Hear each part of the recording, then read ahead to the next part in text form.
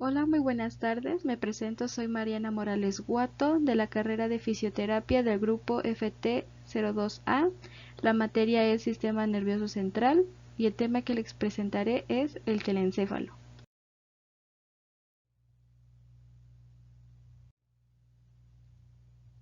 Para comenzar, el telencéfalo es la parte más amplia y desarrollada del cerebro. Ocupa un 85% del total de esta estructura. Está situado sobre el diencéfalo, formado por dos hemisferios, separados por la fisura interhemisférica. Su nombre viene de raíces griegas: telos significa fin y enképalos significa cerebro, y ya traducido al español será cerebro final. Su función principal es la integración de la información transmitida por las neuronas para que llegue a su etapa más compleja de su interpretación.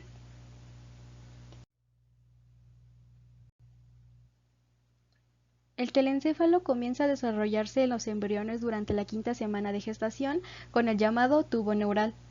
Este posterior se va desarrollando hasta formar una estructura más compleja, dividiéndose en dos partes simétricas, que se convierten en los hemisferios cerebrales, y aquí tenemos el hemisferio derecho y el hemisferio izquierdo. El telencéfalo se divide en surcos, lóbulos, capas y estructuras. Para comenzar, explicaré los surcos.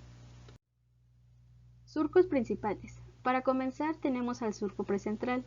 Le sigue el surco central, o también conocido como Rolando. Separa el lóbulo frontal del parietal, se encuentra por delante de la corteza sensitiva. Después tenemos al surco postcentral. Le sigue el surco lateral, o también conocido como silvio. Se halla sobre las superficies inferiores y laterales de los hemisferios cerebrales. Continuamos con el surco parieto-occipital, que comienza en el borde superior medial del hemisferio por delante del polo occipital. Se dirige hacia abajo para reunirse con el surco calcarino, el cual se encuentra sobre la superficie medial del hemisferio, comienza bajo el extremo posterior del cuerpo calloso y se arquea para alcanzar al polo occipital. La parte más externa de los hemisferios se llama corteza cerebral y está dividida en lóbulos. Comenzamos con el frontal, el cual se encarga principalmente de las funciones ejecutivas, el procesamiento de la información y el razonamiento. Le sigue el parietal, que es la zona más superior del cerebro en donde se procesa e integra la información sensitiva, o sea, a través de los sentidos como el tacto, el gusto y el olfato. Ahora vamos con el temporal y el occipital. Primero hablaremos del temporal.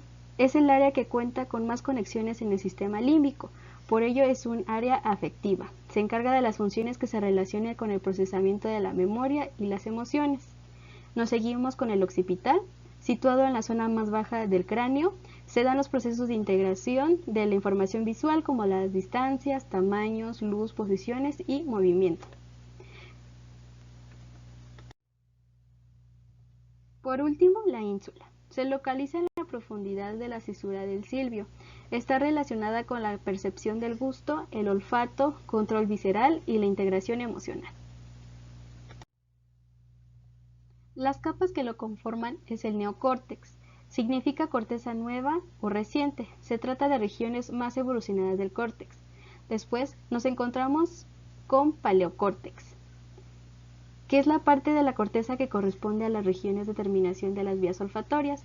Y por último, arquicórtex, el cual se considera como la parte más antigua de la corteza cerebral. Ahora hablaremos de las estructuras que lo conforman. Y comenzamos con la amígdala. Forma parte del sistema límbico y es la encargada de las reacciones emocionales. Gracias a ella podemos estar en estado de alerta ante cualquier situación de peligro. Nos seguimos con el hipocampo, que nos ayuda con la consolidación y evocación de los recuerdos. Se encarga de la orientación y la capacidad para aprender nuevas cosas. El bulbo olfatorio es la parte del encéfalo más antigua. Procesa la información proveniente de los receptores odoríferos, los cuales los encontramos en la mucosa nasal. Por último, los ganglios basales, los cuales los encontramos en el cuerpo estriado y nos ayudan en el control de los movimientos automatizados. Ahora lo explicaré de una manera mucho más fácil de comprender con los puntos principales del tema. El telencéfalo es la parte más grande y desarrollada del cerebro. Su función más importante es integrar toda clase de información de lo que ocurre en el exterior. Forma los hemisferios cerebrales. Imaginemos al cerebro partido en dos. De un lado tenemos el hemisferio derecho y del otro lado el hemisferio izquierdo. Esa línea que los separa la llamaremos fisura interhemisférica. El telencéfalo está dividido en lóbulos y surcos. Los lóbulos los describiremos como las partes que está dividido el cerebro conforme a sus funciones que aporta. Comenzamos con el lóbulo frontal. Lo podemos ubicar con la frente, en donde su papel principal es el procesamiento de la información y razonar. Seguimos con el parietal. Lo ubicamos en medio de la cabeza, en donde integra y procesa toda la información que viene de los sentidos. La parte temporal lo ubicamos a nivel de los ojos. Su papel está relacionado con la memoria y el procesamiento de las emociones. La parte occipital procesará toda información visual, como colores, luz y movimiento. Y por último, tenemos la ínsula, que se encuentra escondida en la profundidad. Nos ayudará con la percepción del gusto y el olfato, al igual que con las emociones. Los surcos son las hendiduras que hace que formen los giros de cada gusanito, por así decirlo. Los que lo conforman son el precentral, el central, el postcentral, el lateral, el pareto-occipital y por último el calcáreo. Las estructuras que lo conforman el telencéfalo son la amígdala, el hipocampo, la corteza cerebral, el bulbo olfatorio y el cuerpo estriado. Vamos a comenzar con la amígdala. Está señalado con azul, pero para recordarla más fácil lo veremos como un frijol. Este pequeño frijol regula el estado de las emociones y gracias a ella podemos correr súper rápido cuando se presenta una situación de peligro, como cuando nos quieren robar. Seguimos con el hipocampo, el cual lo identificaremos como con unos chícharos, los cuales nos ayudan a recordar situaciones, recuerdos, experiencias, información que tenemos en nuestra memoria. Una alteración aquí puede generar amnesia, que es no poder recordar u olvidarse de las cosas. La corteza cerebral, o todos esos gusanitos agrupados, es una fina capa que recubre el cerebro. El bulbo olfatorio, que lo recordaremos como una serpiente, recibe toda la información que llega a través de nuestra nariz. Y por último, el cuerpo estriado.